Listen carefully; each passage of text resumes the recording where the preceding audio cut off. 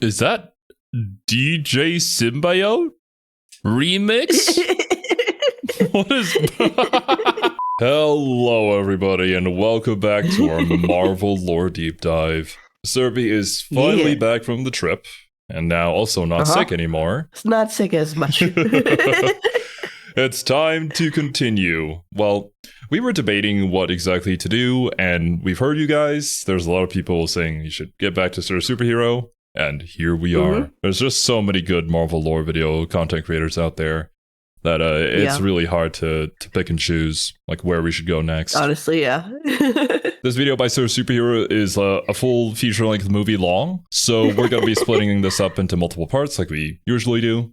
So, hang tight, my dudes. We'll get there eventually. But as per usual, please make sure to go support Sir Superhero if you haven't already. Link to that is at the very top of the description, like always. The Symbiotes, one of the most iconic alien species in Marvel, if not the superhero comic space as a whole. Well, yeah, like, as somebody who didn't know anything about Marvel until we learned about it through these videos, I knew who Venom was. I knew the symbiotes and they were aliens. I just didn't know about the universe as a whole and how they fit into it. They're just a really freaking cool design. Yeah, definitely. Most of us are generally familiar with how these things work. They are weird blobs of alien goo that bond with people and give them a bunch of superpowers, but also, you know, have a tendency to take over their hosts and sometimes eat people's brains. But is that really all they are? Are the symbiotes merely normal aliens, or is there a deeper level of arcane complexity to their lore? Me being absolutely shocked when we learned about the whole Marvel cosmology and like the King in Black, I think he was called. And then, Null and all of that. Null, and then Venom becoming like basically the cornerstone for the entire multiverse. I was like, what? You are just... you know, the darker version of Spider-Man who licked people sometimes. Yes. The second one. I'm going to go ahead and answer my own question. It is the second one. My God, are they complex now? In the last 10 years especially, Marvel has evolved an insane amount on the lore of Venom and his species, adding concepts like Null, the god of symbiotes, as well as a bunch of time travel and human symbiote hybrids and many other things that are admittedly a little hard to keep track of at times. If you have been wanting a catch-up video on the symbiotes and how they work in general, this is the video for you. Are we going to be covering literally everything about the symbiotes? God, no, because that's like 45 years and I only have a couple of hours to do this. But I will give you the things that you need to know so that you'll have a rough understanding of how they work for the canon going forward. This isn't really related to Marvel, but I wonder if the Alien franchise has kind of evolved into something like this, like, by now at this point. I don't know too much about it. It kind of has. I'm not super deep into Alien, but I know, like, with each new thing that comes out, it definitely feels like we've evolved past what the original Alien set out for, at the very least. Yeah. And that can be good or bad, depending how you view the newer things. But didn't Alien... wasn't that, like, originally a comic or something, and then it got adapted into a movie? Or did it start with a movie? That I don't actually know. I'm not sure on that. Because, you know, with Prometheus, things just kind of expanded immensely. And wasn't there, like, Alien Earth as well? I didn't see anything about that, but at least that's what made me, that's what this made me think of. It's still going to be quite a lot, but hey, you people on this channel have proven that you are more than willing to stick around for long videos, so let's do it. Now, before we get into the very large amount of lore we're going to be covering, I have to address the order in which I'm going to present it, because when it comes to the symbiotes, I had two options. Option 1 was to present this kind of like an in-universe history book, start way back in the past at the origin of symbiotes as a species, and move forward from there to the present day. Option 2 was to do this by real publication history, meaning we would begin at the Black Suit Spider-Man arc in the 1980s and go over the lore as it was revealed to the readers. Both of these orders had pros and cons to them, and I felt pretty confident that I could present the video with either structure, meaning I was kind of torn on which to do, and ultimately decided to just do the lazy option. Sorry, I decided to do community engagement with you guys, and so I put it up to a YouTube poll. Over 7,000 people voted 63% in favor of the in-universe timeline, so that's what we're going to be going with. Don't worry, I will make interesting notes about publication as we get to them, and if you're mad about how this turned out, I don't know, argue with democracy. Argue with democracy. Damn. But I think this is kind of the only way you can tell like super complex lore, Because back when we were learning about BlazBlue, Thorgy had to tell the story like that as well, or else nothing would be clear, especially with all the timeline and time warping stuff. And it's just, yeah, it's a mess. With a media that gets retconned a lot, just going through what the in-world, like, real history is kind of the easiest, and then you can kind of address what's changed in retcon as you go. Yeah. Whereas if you go by comic publication, a lot will change. You'll just have to double back on things that you've already revealed. So... Though there is one kind of interesting quirk about doing the history of the symbiotes by in-universe chronology, which is that we are actually not going to start with symbiotes at all. So that's how you know we're in for some good comic book nonsense today. Our story begins at the beginning of existence itself, like damn near the first point in any Marvel timeline, which is probably a lot farther back than many of you thought we were going to go, but you're just going to have to trust me to stick to what's relevant to symbiotes. If you do want more details about this, I did another 2-hour video essay about it a couple months ago, which will have all the details of the early period. Also, I do know that plugging a 2-hour video essay in a 2-hour video essay is kind of insane, but if you're the type of person who got excited about this video, you're probably the type of person to be excited that there's another waiting for you. Anyway, back in the first days of reality, there existed the Celestials. Yes, like the Celestials that you are probably thinking of. The people who are really good in Marvel Rivals, yeah. And spent most of their time just experimenting on existence, which at the time was very simple, but the Celestials were working on developing it.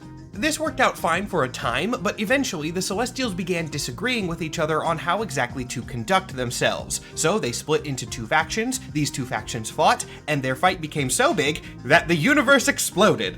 This is not an exaggeration at all, and it's also not particularly uncommon in Marvel Comics. The Marvel multiverse has been destroyed and restructured several times, and that cycle is key to the lore of the symbiotes of all things. We're going to be hitting this very quickly, but again, just trust me to give you stuff that's relevant to the topic today. So reality, or rather the first version of reality, explodes, and the Celestials who did survive it pop out in the second reality. At this point, they decide, maybe we should set up a multiversal explosion. Kind of hardcore, not gonna lie. You are just built different if you're able to do that. Like, you get all the bitches at the club. And balance the system just... Hey, gotta appreciate a big lady. To ensure that doesn't happen again. The system they designed was another type of being, infinite entities known as the Omegas. The Omegas had 2 purposes. One, kill their masters if another celestial war were to ever begin, but secondly, the more important one for our topic today, preserve the existence of the multiverse from within. See, the Celestials could learn something from Peter Parker because while they are incredibly powerful, they are also notoriously irresponsible. They don't want to deal with the ramifications of the things that they do, they just want to keep doing their weird creation and strange experiments. The Omegas were supposed to make sure that none of scientists. I wouldn't know anything about that. I feel like the Celestials are just people who really enjoy playing Spore and creating the most horrific thing they possibly can. I can see it. Like, what if I put a mouth on this thing's butt? How will it survive? Let's see. That stuff went too off the rails. With this dynamic established, everything is once again fine for a while. The Celestials keep making weird things, and the Omegas make sure that everything is stable. That is, until one of the Celestials comes up with this newfangled concept called death. Introducing death itself to an existence that previously had no such concept whatsoever understandably caused some problems, and as a result of one of those problems, reality exploded again. A new one arose from its ashes, of course, but at this point, the Celestials are 2 for 2 on breaking everything. Fortunately, once more, the Celestials, and in this case, more importantly, the Omegas, do survive the destruction. The Celestials keep on doing their thing, but the Omegas get sent outside of the multiverse. They don't exist in the third one per se, they exist in like a little bubble, essentially the remnants of the second reality that exists. I mean, this is weird time-space cosmological nonsense. There's not really geographical coordinates to it, they just exist beyond. Yeah, and now they're the Beyonders, basically.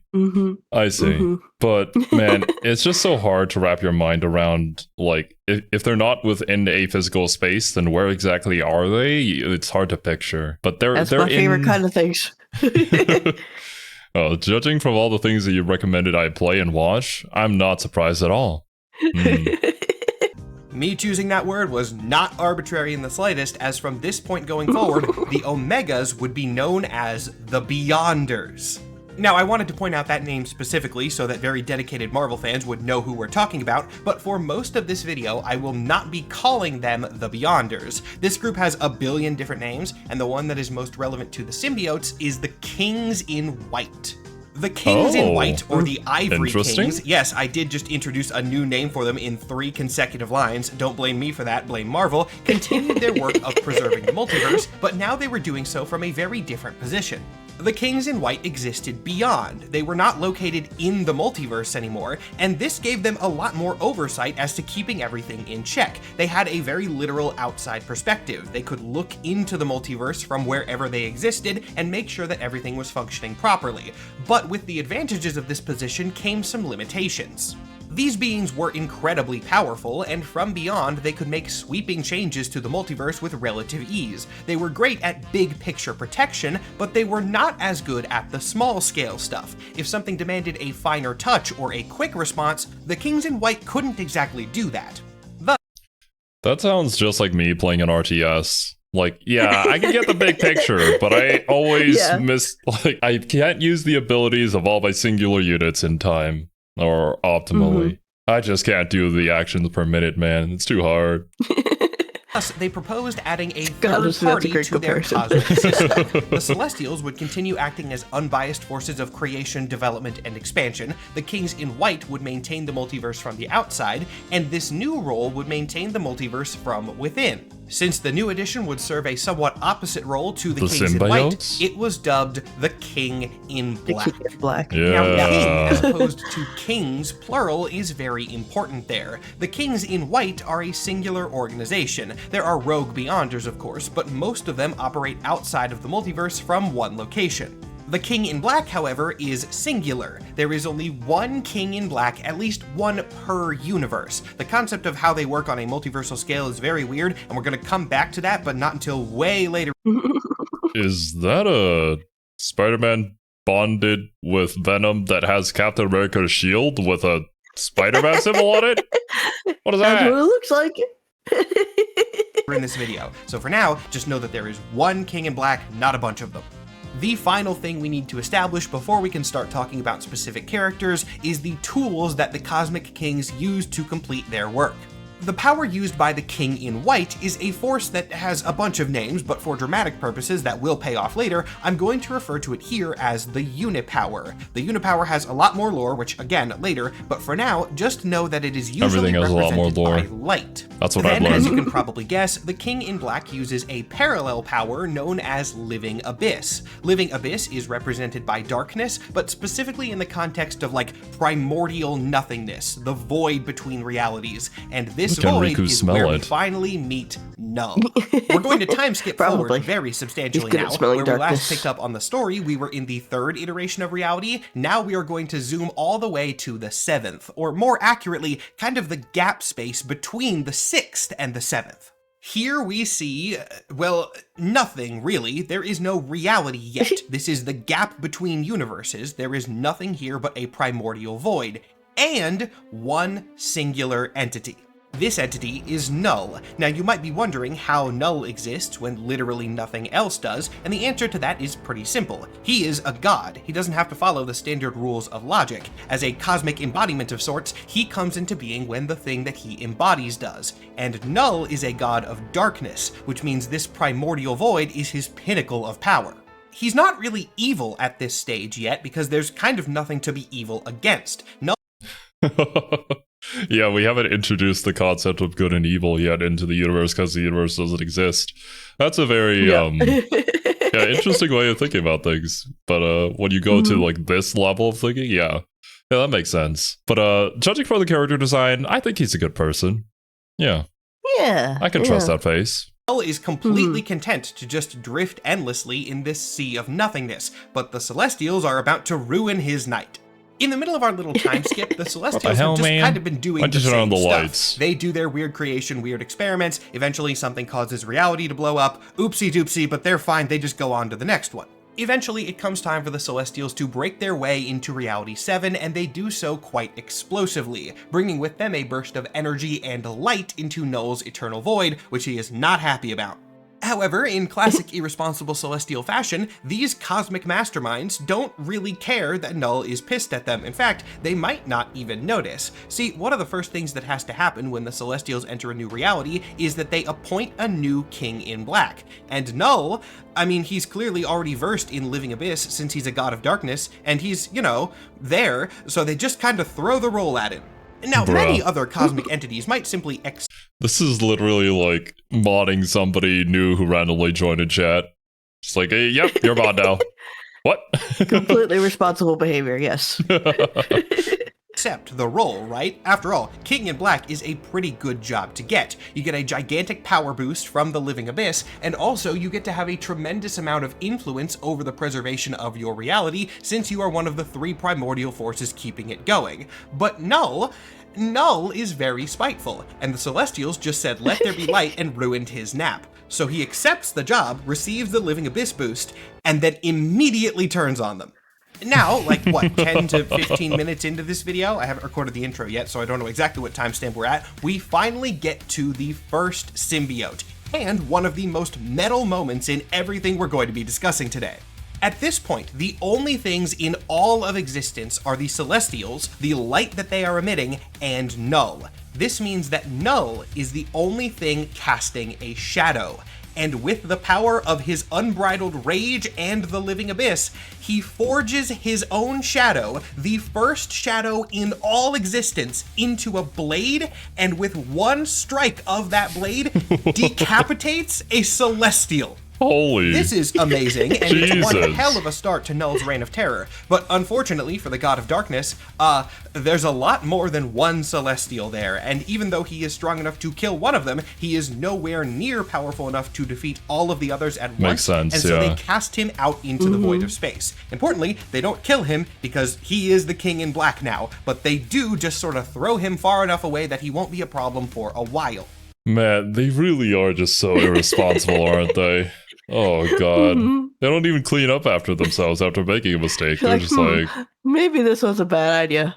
Oh, well, surely it won't bite us in the butt twice.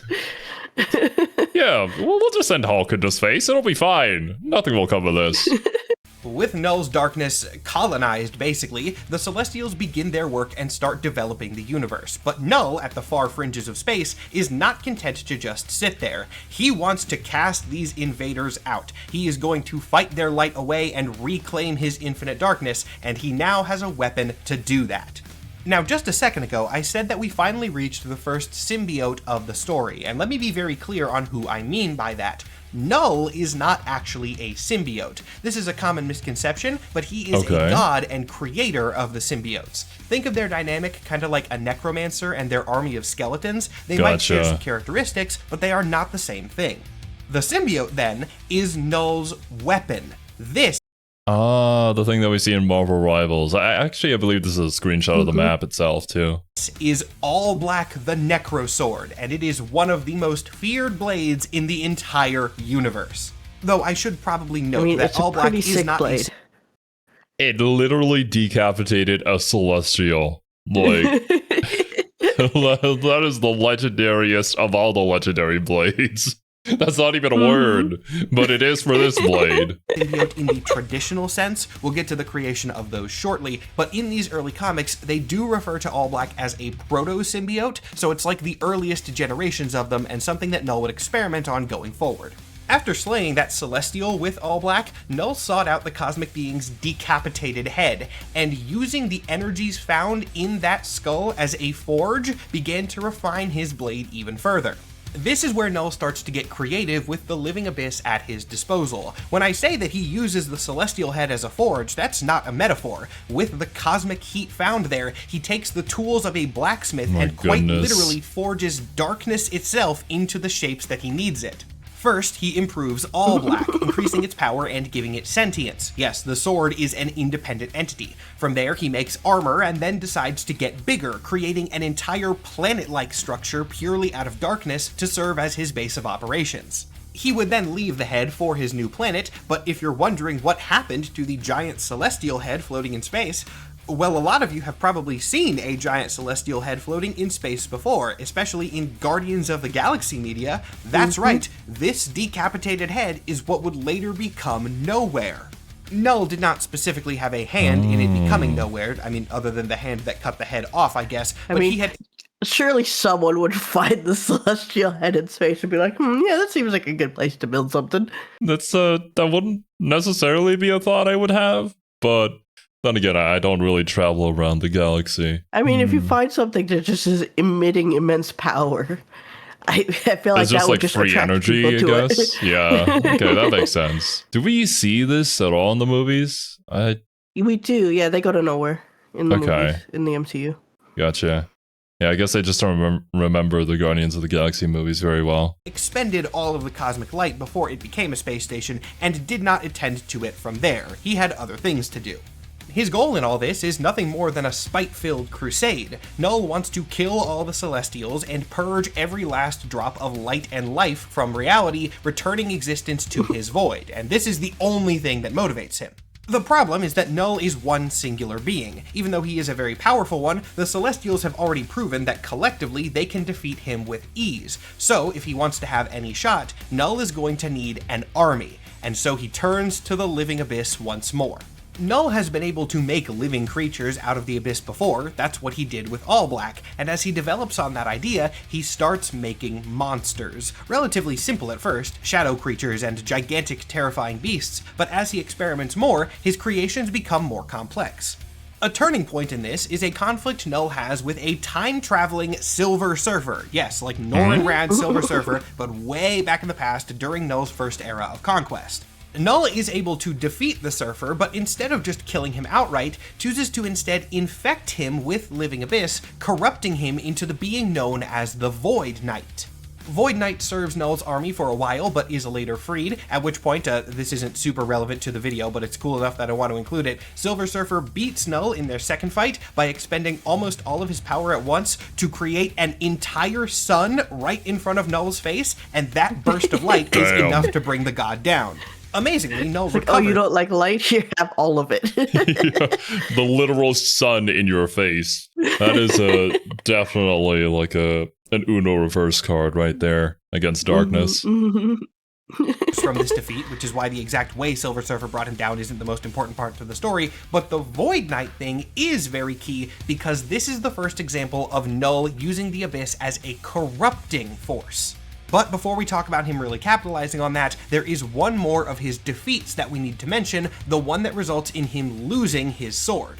We don't need to go into huge detail here, but at some point in the past, Null fought an entire army of things that are only described as golden armored gods, and while he defeated most of them, one of the last survivors managed to impale Null on his spear. This also did not kill Null, but it incapacitated him long enough that his sword was recovered by someone else. Golden armored gods. Like, from Asgard, maybe? I don't know. There isn't really anybody else I can think of. Yeah, I'm not sure, but that would make sense. This someone else was Gore the God Butcher, who wielded All Black in his own little spite crusade to kill every god in the universe. Interestingly, after Null's recovery... I have no idea. I never learned Gore about this guy. the God Butcher. He was in the MCU, but not actually. They just completely ruined his character. Damn, which movie did he appear in? Thor Love and Thunder, I think.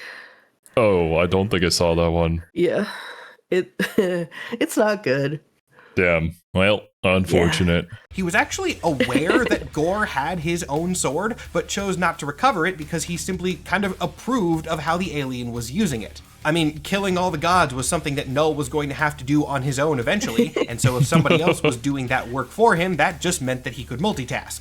This idea of multitasking was the final piece of the puzzle. Null's conquest was going well, but it could be going faster, and at this point he knew that he could corrupt beings with the Living Abyss, and he knew that if other beings were doing his work for him, then that would just speed along his goals. Right now, in Null's mind, it's just Kronk saying, oh yeah, it's all coming together. Yes. So he began work on a construct that could corrupt things and also go on to have those things spread corruption further. Now, finally, we are at the real symbiotes. The symbiotes were by far Null's most devious creation. He had other scarier looking monsters in his army, and by comparison, the symbiotes were just little blobs of darkness, but their ability was that corruption. The symbiotes bonded to hosts, dominating their bodies and their minds and enslaving their will to Null's darkness. From there, they could replicate and spread, meaning that every individual symbiote was a little seed that would grow and grow and grow, easily spreading the abyss to every part of the universe that the species touched. It's almost like the first ever zombie virus that was created in this universe. It's very zombie-like. Now, there's going to be a whole section on symbiote biology once we're done with this little history of Null part, so don't worry, I will expand on that in more detail. But for now, the most important part of the biology that you need to know is that these symbiotes were also part of a hive mind. All of Null's monsters were technically in this hive mind, but the symbiotes were the most relevant to it. With only a few symbiotes and enough time, Null could take over entire planets, and he could do so relatively independently, using the hive mind to check in on them only when needed. This tactic worked wonders, and the symbiotes quickly began spreading Null's darkness across the entire galaxy. But their connection, both to each other and to their hosts, once their greatest strength, also proved to be their greatest weakness. This is the part of the story where Earth... I mean, well, regardless of whatever system they use, there's always going to be pros and cons to it. I always find hive minds to be such a fascinating concept. There have been several interesting ways that hive minds have been presented. Like, there are certain types of media where there may be like an alien hive mind that wishes to integrate humanity into that hive mind in order to save them from themselves, essentially, because in this hive mind, there's only peace, there's only prosperity, and there is no conflict because we're all one, we're all the same. Well, it's an interesting dichotomy between like multiple entities versus a single identity, as it's like both still individuals yet also the same. Yeah, I don't know, it's a cool dichotomy. I like it. It's a cool thing to think about in sci-fi, but I hope to God that we never end up getting integrated into one. You don't want your own personal zero hive mind? Around me, sure, but it'd also be kind of boring after some time. Like, imagine if everybody just did what I told them to. Like, what would be the point then? I just think about all the things that I want to do that I wish I had more, like, ability to do, but I'm like, but if there were more of me, then I could do more things. We've already seen how badly that can go in so many different types of media, where mad scientists just clone themselves, and then the clone is like, but wait, I should be the real one. And then but if it's a hive mind, then it doesn't matter. But it depends on what kind of hive mind. What if the hive mind itself gains sentience outside of you, and then you get controlled?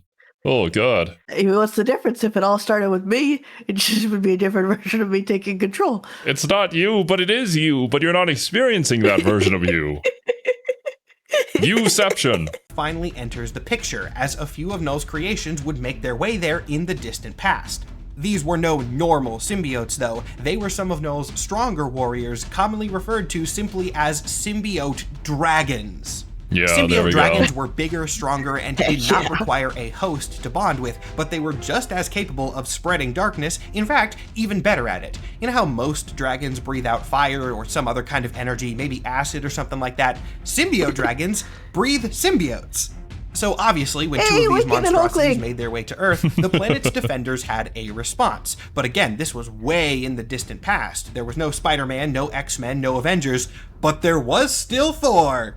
A young Thor Odinson defeated the invading dragons, unintentionally inspiring the death of Beowulf in the process. Yeah, this is the canon background for Beowulf in the Marvel Universe. The dragons are Grendel and its mother.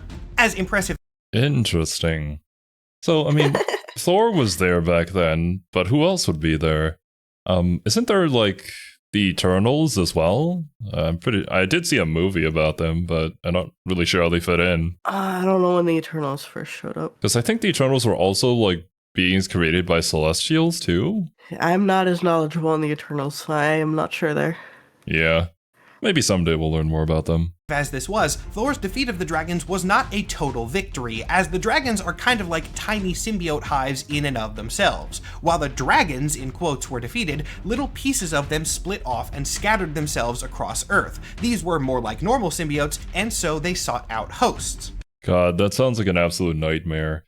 It's already tough enough to deal with like the flood enemies in Halo that are basically like Yeah. exploding popcorn bags, and when you kill them, just a bunch of tiny little popcorn dudes just pop out and start jumping at you. It's like, ugh, Honestly, can you if not? I were to ever create like a monster, a multi-stage monster where it's like you beat it and then it just becomes more monsters, that seems like the ideal strategy to me.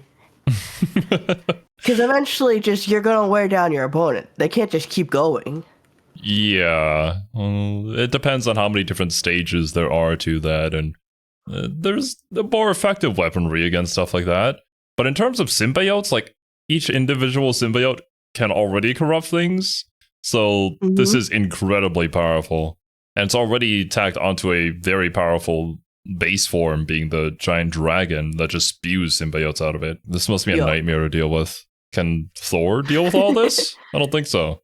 This might sound like a total failure at first. After all, Null sent the dragons there to invade the planet, and now the planet has been successfully invaded. But there's one very key thing about the dragons' defeat, and that is that they were destabilized. When a symbiote dragon invades a planet, it's supposed to swoop down, spray symbiotes over the population, corrupt them, and then leave, defeating any defenders in the process.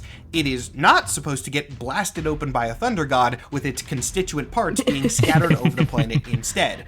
This meant that the symbiotes on Earth were partially disconnected from the hive mind.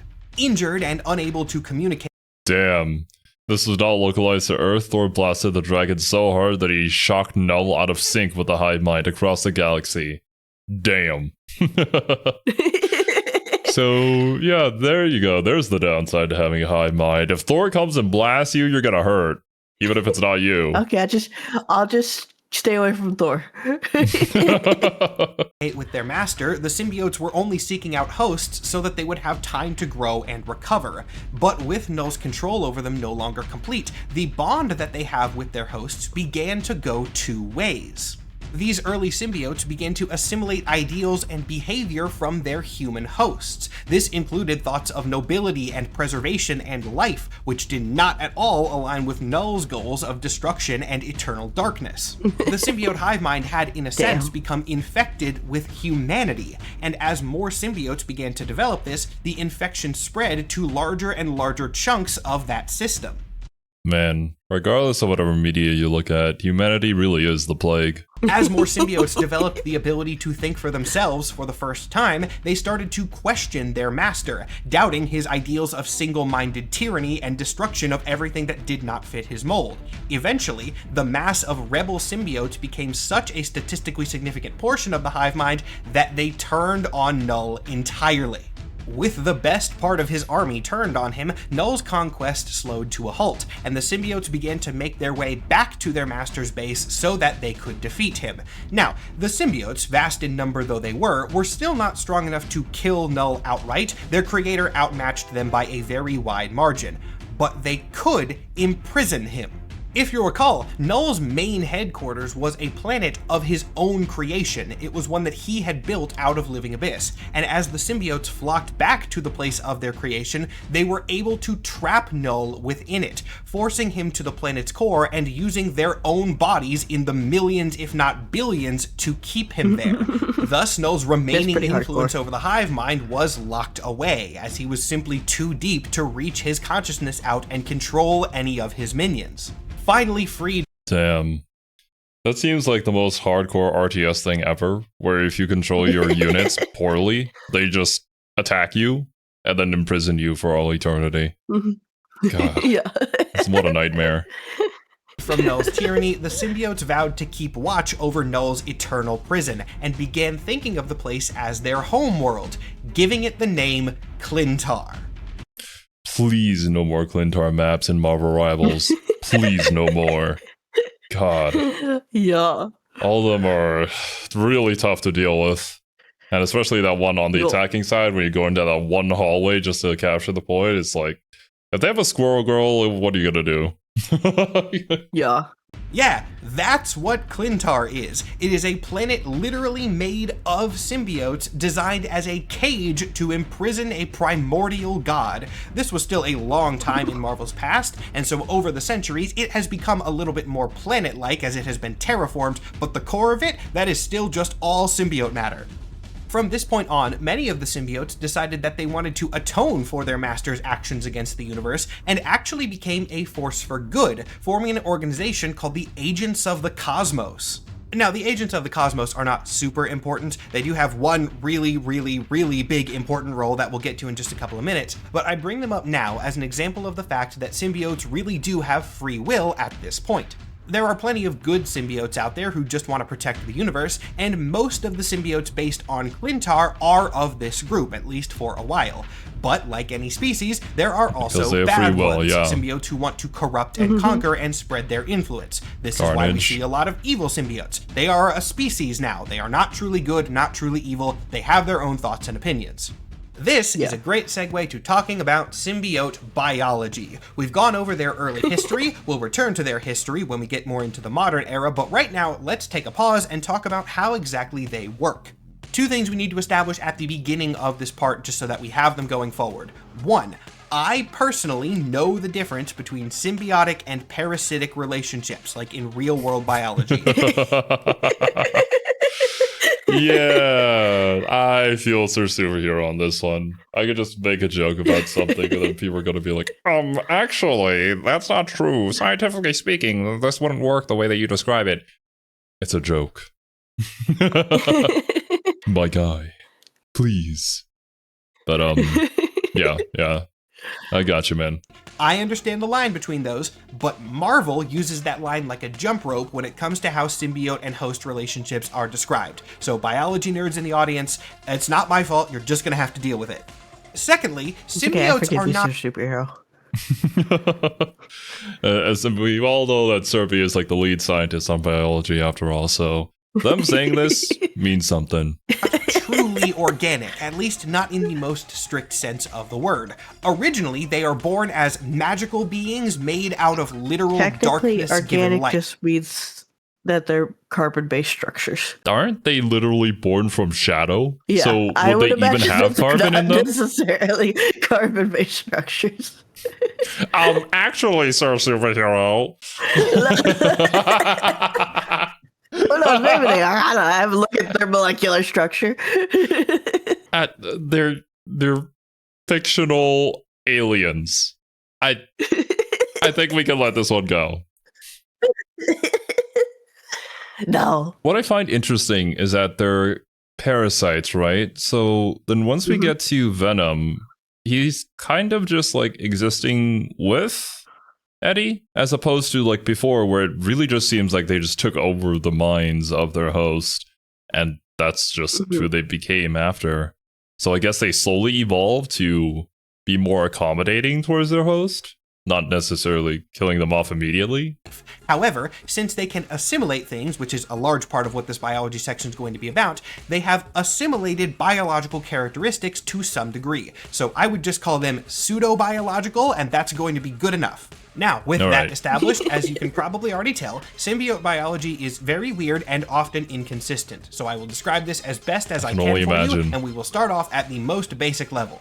The default form of a symbiote is a weird little blob. These blobs can be in a variety of colors and patterns. Somewhat surprisingly, the color of a symbiote doesn't really have any effect on it beyond appearance. Yes, I know there's that line in Venom 2 where Venom is scared of Carnage because he's a red one. That is not a thing from the comics. Carnage is red because he happened to bond with his first host through blood, and that just led to him being blood colored, but it does not mean that he is stronger. Symbiotes can survive without a host, but only temporarily. The exact time that one can exist alone does kind of vary from case to case, but eventually all symbiotes will start to degenerate if they don't have a bond for long enough. I think the amount of time they can spend without a host is really dictated by the writer and the specific story that they're in and where they need to be at what time. Yeah. No, say it isn't so. Well, I mean, we're trying to explain the biology behind these fictional goop monsters, so yeah. Gotta have some suspension of disbelief here, for sure. I wonder if there was that initial thought to kind of categorize the symbiotes by color, but then later on that was kind of like thrown out the door because... I don't think so. I've never seen anything in my reading of the comics that would indicate that. But who knows? Who knows? Maybe the movie script writers didn't know anything about the Venom comics. So, who knew? Who could have guessed? Who could have foreseen this? I mean, the Venom movies, I've only seen the first one, but I can say that there's definitely liberties taken. All that I know is that Tom Hardy had to fight very hard in order to get Eddie to be more comic accurate. Because I think they wanted like a traditional superhero movie, even though Eddie was not really like the greatest person ever. So yeah, it's a weird combination between the two, but it's still fun. Yeah, I enjoyed the first one. It was silly. All kind of baked into their creation as a way to incentivize them being active in their conquering.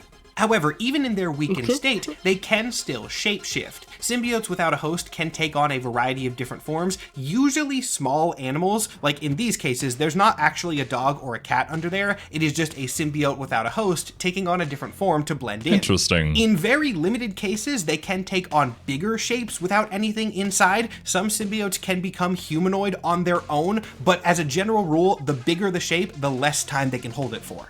Inside their blob forms, symbiotes do have something resembling genetics. This is kind of ill-defined because, again, they are pseudo-biological, but I feel pretty safe saying that symbiotes do have cells and DNA, or at the very least, structures that are extremely functionally similar to cells and DNA.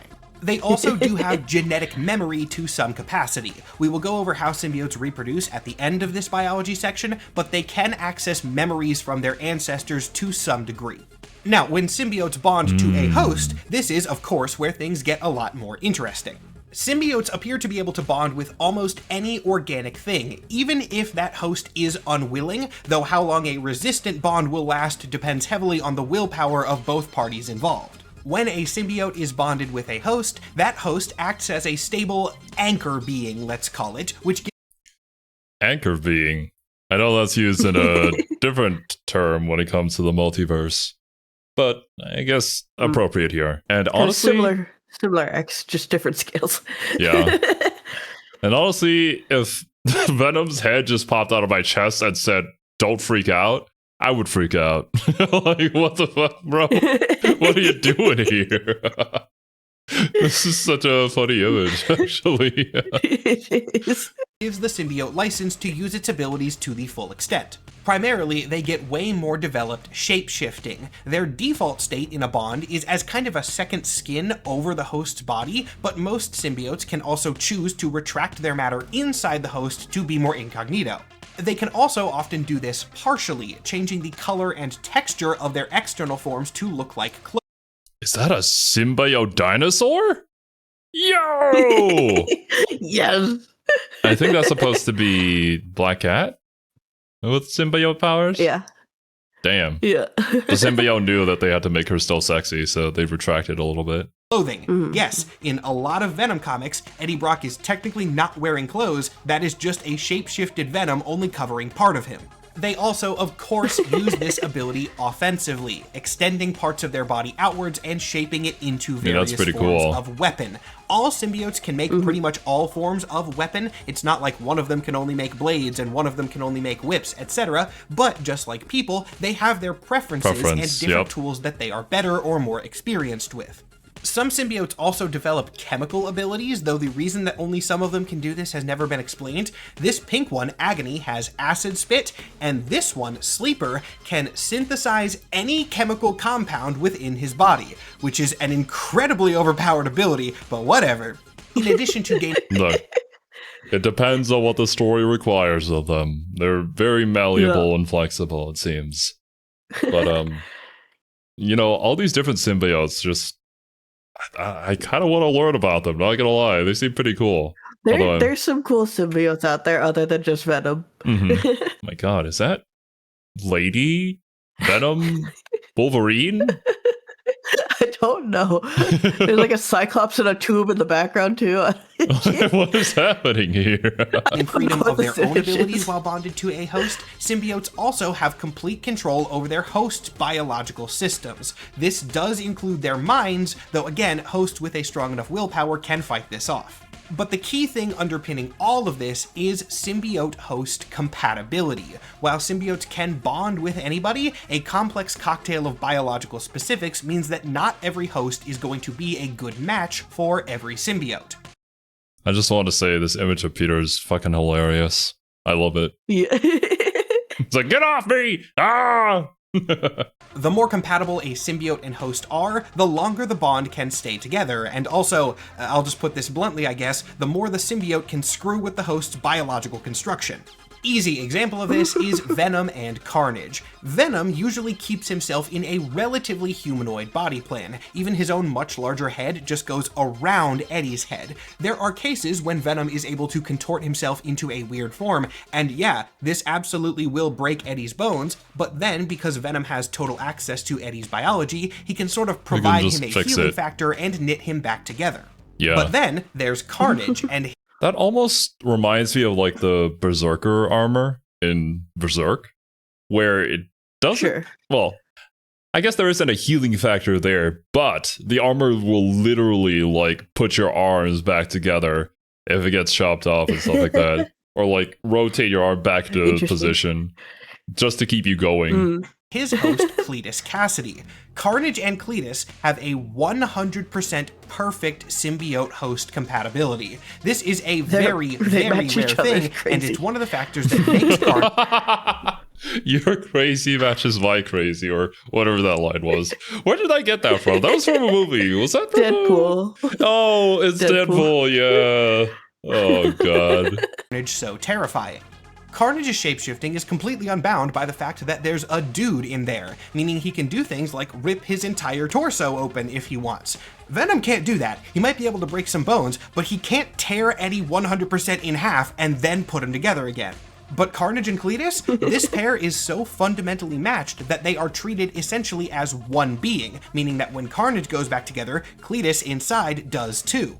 This is a sidebar, but one that I have to go on. This is one of the reasons that Venom Let There Be Carnage kind of pisses me off, because the entire conflict of that movie, it's spoilers, but it's years old at this point, revolves around the fact that Carnage and Cletus are incompatible, which is... Yeah, that was like... the opposite point. I was gonna bring that up, yeah. But no, I guess in comics they are 100% compatible. Oh yeah, no, they are completely in sync, and that's the reason. I think I've said this before, but like Venom and Eddie refer to themselves as we because they are two people. Mm-hmm. Carnage just says I because it is just one individual at that point. The complete opposite of what they are in the comics, and yet they still show Carnage doing things that only work in the lore because of the perfect bond. So they try to have it both ways, and that's not how it works, and it bugs me. Notably, this biological control is not always used for good or helpful things. While symbiotes usually use this to heal their host of injuries or diseases, it can be used in the opposite direction. Venom once gave Eddie cancer as a way to ensure that the human could not abandon their bond. Wait, what? Didn't they basically, like, gaslight Eddie into thinking that he had cancer, and then Eddie actually ended up having cancer, and then Venom was like, oh shit, we need to do something about that. Yeah, something along those lines. Something along those, yeah. I think we learned it from one of the Spider-Man videos that we watched. Which is insane. I mean, symbiote and host relationships are toxic a lot of the time in multiple senses of the word. Speaking of symbiotes and things that are toxic to them, let's talk about their weaknesses. Not my best transition, but I'll work with it. I think most people are at least somewhat aware of the things that hurt Venom and his kind most, the bell? That being fire and sound. Originally, these were just features of symbiote biology, with the logic being that these were factors that could destabilize a symbiote bond. Heat would speed up the molecules, and sound waves would cause them to vibrate. This has since been expanded upon, though, in a way that we actually already talked about. Remember how Null forged the symbiotes? Like, he literally made their kind originally with celestial heat and a hammer? That is now the canon cause for symbiote weaknesses. The entire species has a baseline foundational reaction built into them to the circumstances of their own creation. The heat of the forge and the sound of the hammer cause them distress. Okay, I mean, that's actually pretty cool, not gonna lie. To tie that into their very creation, that this is something inherent to them from the day their original one was born. The very first one. Yeah. This is cool, but is also kind of controversial among the fan base, which I do completely understand. If you want symbiotes to be more scientific, then the molecular destabilization explanation makes a lot more sense than some weird, esoteric, arcane I think it's fear cool of that you can ancient kind of give it both. It both makes sense. For whatever reason, sometimes people would disagree with this, but like, interpret it the way that you want. Like, it's a story that you're supposed to enjoy. Art is meant to be interpreted in the way that whatever resonates with you, you know? There may be an intent behind the piece of art, obviously, by the creator, but it doesn't necessarily mean that everybody's going to get the same thing out of it. Stances. But regardless, you can kind of just take both of them as canon. It's not that big of a deal. Also, as a final note in this section, symbiotes do absolutely eat people. Their food is found in human brains. It has been said before that symbiotes feed on negative emotion, which is kind of weird and doesn't really match the rest of their vibe. Strange. This was expanded upon later to not technically be wrong, but more specifically be that the symbiotes feed on the chemicals that the brain creates when experiencing negative emotions. For one, they can feed on a thing called phenethylamine, which is a neurotransmitter, but more importantly for the emotional part, they can also feed on adrenaline. This is why symbiotes are such violent and scary predators. They actively need their prey to be afraid in order to get a lot of nutritional value from it. They don't necessarily... Interesting. Is that you, Pennywise? Like, damn. Yeah. We do work in pretty similar ways. For Pennywise, he's got to make people fear, like very delicious fear. That might be a more scientific explanation to the being that is it. I don't know. It's been a long time since I read the books. I've never actually seen it or read. Wait, you whatever haven't it seen is. the movies? No. Oh, damn. I mean, it is spooky season. Maybe give it a shot. Part 1 and Part 2 are great. Yeah, necessarily maybe. have to take this stuff from their prey, though. They can also feed on neurotransmitters and biomass from their own hosts, though this will kill them, which means that a symbiote feeding on its host The usually isn't reveal. going to last that long and will have to jump from host to host in order to continue existing. Now, everything I've said up to this point has been the baseline of symbiote biology, the things that more or less apply to every member of the species. However, symbiotes differ from each other quite a bit because, as was mentioned in their history, the assimilation bond goes both ways. When a symbiote and a host are bonded for a longer period of time, the symbiote will start adopting characteristics of that host. This can be personality traits, it can be things like skills or talents, and it can even be powers and abilities if they are genetic based. If the bond lasts for long enough, or the host has a feature that... Is that DJ Symbiote? Remix? What is... I don't He's making know. some sick beats, yo. My host used to make sick beats. What? My host was Skrillex. Yeah. that is Heck yeah. notably unique, then that adapted trait can become a permanent feature of the symbiote going forward. This is why Venom web swings. He learned the technique and rough chemical From composition of the web Spider-Man. fluid from Peter Parker. Yeah. And speaking of Peter Parker, we need to address the spider. Why on earth does Venom have a big spider or spider-like symbol on his chest even when he is not bonded to Peter Parker? Like, sure, originally it could just be a feature of the costume, but this is like an iconic Venom thing, and his origin has nothing to do with spiders. The answer is kind of dumb, I'm not gonna lie. The reason why Venom had it originally is that it's not supposed to be a spider. It is technically, within the lore, Null. a dragon. Because remember how Null had symbiote dragons and he really liked dragons, and apparently dragons were just My guy liked dragons so much he got it tattooed on his chest. What a legend. Heck yeah. such a big part of his iconography. Yeah, the symbol was a dragon. If all that sounds like a kind of lazy retcon and a very shaky reason to give Null the spider-like symbol and therefore make him more visually connected to It's Venom, kind of yeah, similar to Spider-Man 2099's symbol in his original black suit. It's like, it's a spider, and you look at it, you're like, yeah, it's a spider. It's like, actually, it was supposed to be a skull from the Day of the Dead, because it was a Day of the Dead costume that he utilized, and it became his costume. So it's like, it's kind of both things. It's a skull, but it also just looks like a spider, so it fits the theme of Spider-Man. Yeah, from a lore reason, might be a bit shaky, but I can understand from like a character design perspective where you want these two to be like connected to each other as rivals or enemies.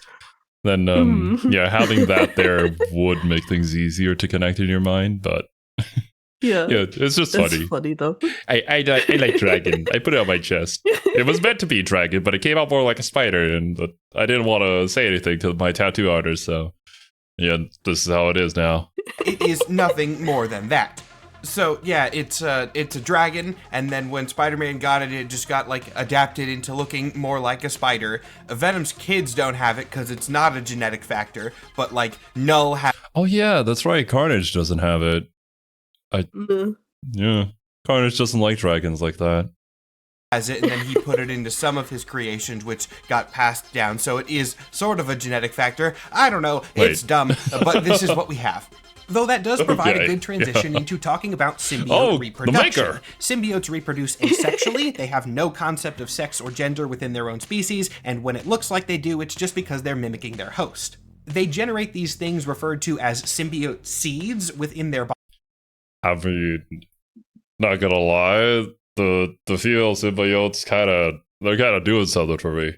I gotta hold back, man. Let me drink some water here. You strike me as a Scream fan. She seems like you'd be in it. Which one is Scream?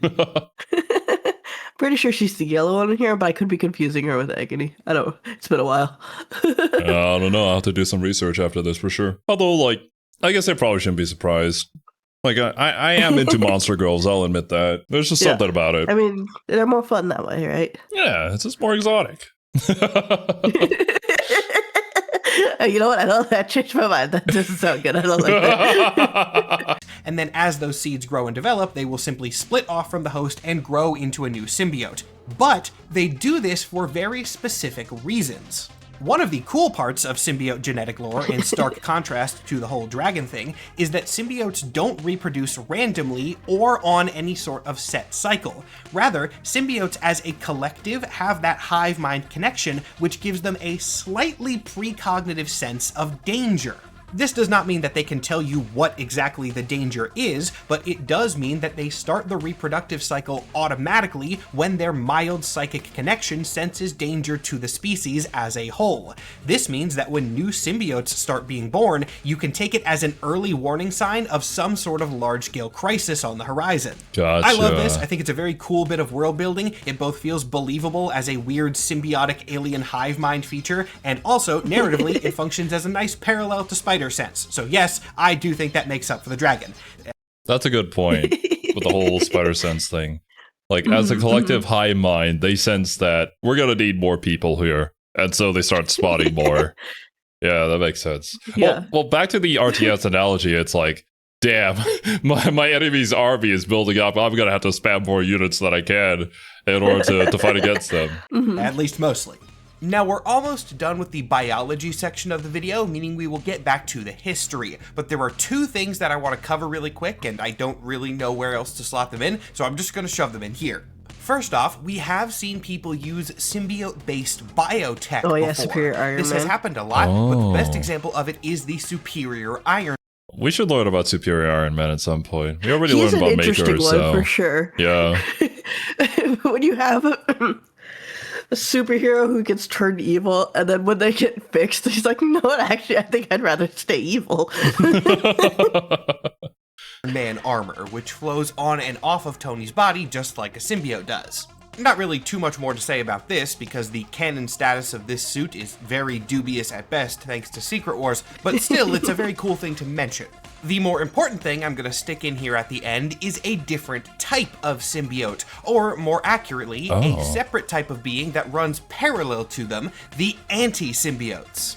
Some of you have definitely heard of anti-venom and are wondering where exactly that fits into the symbiote lore as a whole, and somewhat surprisingly, they actually don't really fit in. Anti-symbiotes are a similar but separate thing. Kind of Anti-venom was the first of the anti-symbiotes, and he was... Because this was to do with Mr. Negative, right? And it was specifically because of Mr. Negative's power that it turned out this way. So I don't think it would come about in any other shape or form, or... Yeah, it wasn't like a natural evolution of the symbiote. Yeah. Or like a natural offspring. Like a forced evolution in a way. But like, would anti-venom be able to reproduce in the same way all the other symbiotes do? And so that creates like this whole new line of symbiotes? Honestly, it's probably just a more interesting concept that the writers explored, and maybe we're not really going to expand upon it. Created when pieces of the Venom symbiote were exposed to the power of Mr. Negative. Yes, very similar to what happens in Spider-Man 2, the video game. They actually got it shockingly right. The reasoning behind it was a little bit different. That's spoilers for Spider-Man 2, I guess, for me. We still have yet to play that game. Me too. Actually, I haven't got that far. I'm like halfway through that game.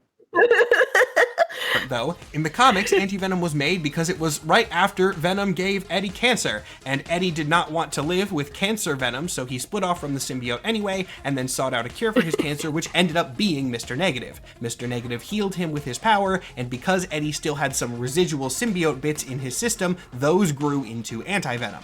Anti-Venom is not a symbiote. It is symbiote-like, but there are a lot of very key differences. Its own thing now, yeah. It is not part of the hive mind, and it doesn't even have its own consciousness. Anti-Venom is not going to speak to its... I didn't think Anti-Venom was like its own sentient identity. So it's just Eddie, but with Venom powers. More or less. It's a little more complicated, but yeah. It's not like he doesn't communicate with Anti-Venom like he would with Venom. It's not a we situation. It's a, my name is Eddie, and I now have this cool white suit. It also has healing abilities because the symbiote matter was specifically bonded to Eddie's white blood cells, and so Anti-Venom is like a weird white blood cell symbiote hybrid. While this means it can heal just people, kind of funny. It is also... Just to kind of be a biology nerd again for a second. White Isn't that blood cells leukemia? aren't necessarily healing. No, leukemia is a disease of the blood or cancer of the blood. But well, your white blood cells are basically a defense mechanism. They quote unquote heal you because they are attacking the danger in your body. Yeah. So they basically eat and engulf anything that is dangerous or foreign to your body and destroy it. So they got some of that being kind of like a healing thing. It's kind of funny to me. It's a very offensive healing. Take my healing punch. Yeah, exactly. Thinking about an anime like Cells There's at also Work. multiple types of white blood cells, but some are more aggressive than others. I just imagine those scenes where it's the white blood cells just teaming up together, stabbing the shit out of viruses and blood spewing everywhere. Yeah, that makes sense. Also extremely toxic to true symbiotes. The touch of Anti-Venom alone is enough to burn symbiote matter instantly. This ability, plus its lack of sentience, meaning that it is much safer than a normal symbiote, makes Anti-Venom a very good counter to regular symbiotes, and therefore it got experimented on quite a bit. While Anti-Venom was originally singular and directly connected to Mr. Negative, the process of creating an anti-symbiote from symbiote matter has since been replicated, and so there are other ones running around. The easiest way to tell whether a symbiote is normal or anti is whether their primary color is white, except in this case, where this one is not an anti-symbiote and it just looks like that. So you kind of just have to guess. And now that everyone... My guy, the visual clarity, it was right there. Man. That symbiote just went, nope, I like white. But okay, I think that's probably a good place to call it for now, dudes. Biology was kind of interesting, and it's hilarious that Sir Superhero is explaining to the biology nerds, please don't actually me, and then I have a biology nerd sitting right next to me. So I'm not blaming Sir Superhero, I just wanted to add my fun facts. yeah, I mean, they were very fun. Imagining... It's not Sir Superhero's fault, it's the comic's fault. Imagining the white blood cells punching you to heal you is very hilarious to me. I enjoy it very much. And it's just really cool how we've been able to tie this like weird black goop thing into the whole multiverse and their creation. And now I understand a lot more about what Marvel Rivals is doing with Null right now. Because I didn't know about any of that lore. At least outside of the cosmology video that we covered. And yeah, I got to see the symbiote dragons now, finally. They look pretty cool. They look... Yes, the dragons. Their heads kind of look like doggos, not gonna lie. But they are flying, so I guess they're dragons. Mm-hmm. They probably had it during those times because it's like trying to tie into human history with like legends of dragons and great warriors who Sure, fell yeah. dragons and stuff like that. And then you have Thor coming down as the Mhm. great warrior. Yeah, I could see that. But yeah, super fun. Looking forward to seeing more of this. And thank you so much for watching. Hope you all enjoyed. Mm. We will catch you guys next week because Serby ain't going on another 2-week vacation anytime soon, methinks. Me hopes. True. True. All right. See you guys then. Bye-bye. Bye bye.